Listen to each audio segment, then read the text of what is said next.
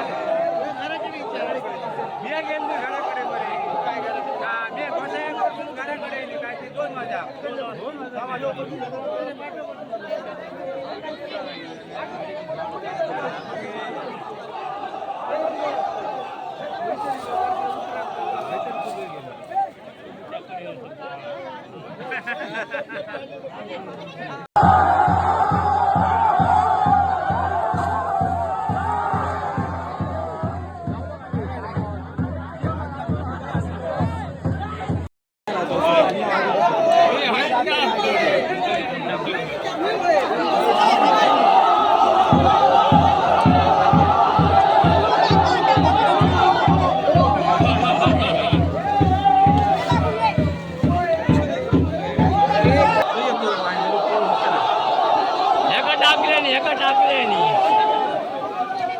डोळा काय पाहुण्या